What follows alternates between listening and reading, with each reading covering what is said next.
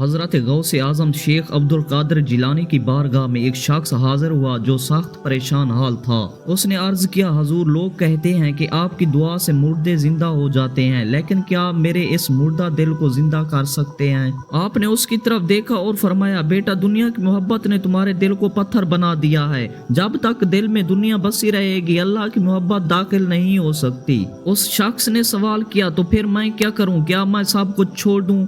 آپ نے ایک خوبصورت مثال دی اور کہا کہ اگر کشتی پانی کے اوپر رہے تو منزل تک پہنچاتی ہے، لیکن وہی پانی اگر کشتی کے اندر آ جائے تو اسے ڈبو دیتا ہے۔ دنیا کو ہاتھ میں رکھو، دل میں نہیں۔ ہاتھ میں رکھو گے تو یہ تمہاری غلامی کرے گی، اگر دل میں رکھو گے تو تم اس کے غلام بن جاؤ گے۔ یہ سنتے ہی اس شخص کی آنکھوں سے آنسو نکل آئے اور اسے اندر سے سکون مل گیا۔ غوث اعظم نے فرمایا، اصل کرامت مردوں کو زندہ کرنا نہیں، بلکہ کسی بھولے ہوئے کو اللہ کے راستے پر لانا ہے۔ اگر آپ کو بھی لگتا ہے کہ دل کا سکون صرف اللہ کے ذکر میں ہے تو کمنٹس میں لکھیں یا اللہ۔ اس سبق کو دوسروں تک پہنچانے کے لیے ویڈیو کو ضرور شیئر کریں۔ شکریہ۔